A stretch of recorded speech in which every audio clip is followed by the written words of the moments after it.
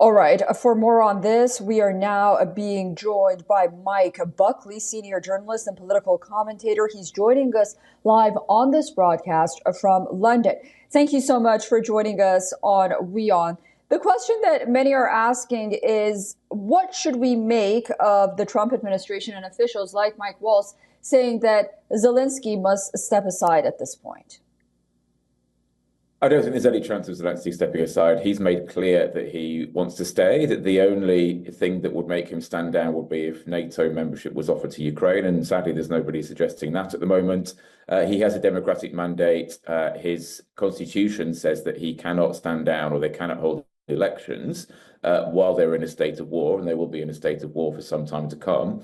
And indeed, his popularity since he was attacked by the Trump administration has gone up hugely in Ukraine. So if there was an election, he would win it and he would remain president. So I don't think there's any chance of that happening, however much the Trump administration or however much the Putin administration in Russia wants that to happen.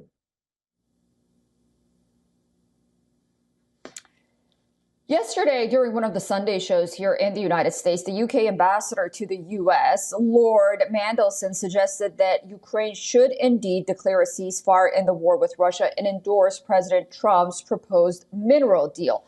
Then we heard that government officials took a stance saying that his stance is not the policy of the governments. What do you make of all of this? Is the UK and all of UK on the same page in basically how to deal with Ukraine? I think the UK is on the same page. I think the problem here is that Peter Mandelson is not a career diplomat. You know, he's been a career politician, or else he's been in the back room in the Labour Party, as he was in the 1990s, working to get Labour into power. He sits in the House of Lords. He was running a lobbying organisation until quite recently. So for him, the shift of role to becoming a diplomat will probably take a little bit of adjustment. And I think it was James Cleverly, who was a Conservative member of Parliament and was Foreign Secretary, I think, in the last Conservative government for a time.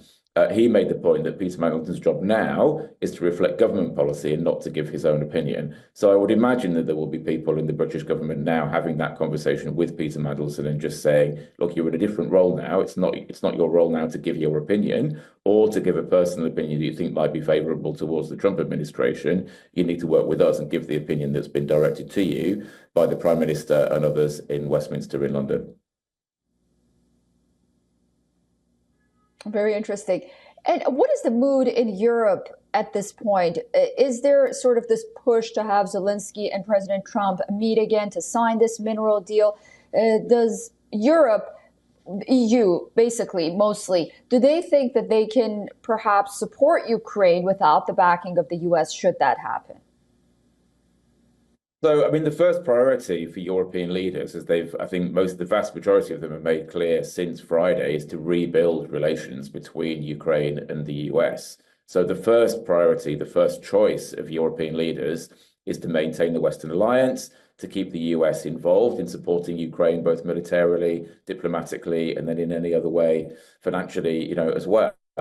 Worst case scenario, and I think we're a long way from this happening, if it happens at all. But worst case scenario, were the US government under President Trump to pull support, so to stop supporting militarily or financially Ukraine, Europe would have to step up to the plate. That is entirely possible in the sense that Europe's economy is bigger than the US economy. We have more people in Europe than they do in the US.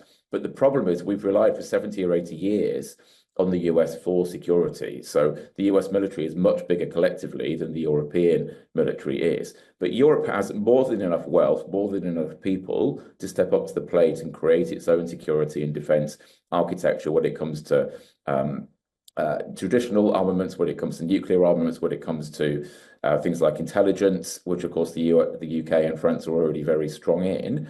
But it would be a huge adjustment for Europe to step up to that. So say 5 or 10 years from now, Europe will be able to survive on its own without any US help. That's much more difficult now because we've relied on US support and because, for example, our intelligence infrastructure is very reliant on continued engagement with the US. So things would be difficult.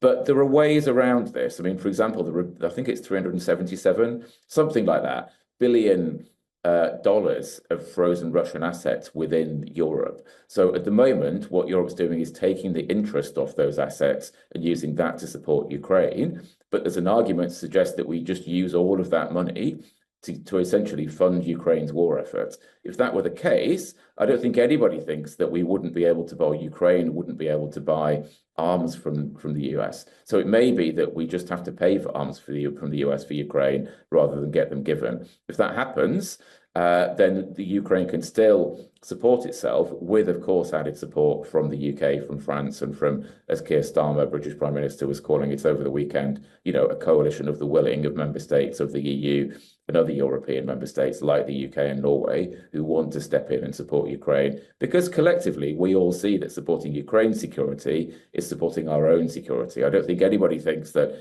even if Putin took all of Ukraine, that he would stop there. He would carry on into Poland and into the Baltic states, and probably as far as the Warsaw Pact line that existed in the Cold War.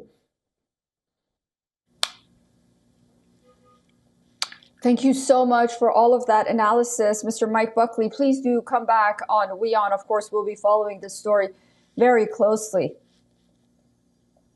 Thank you.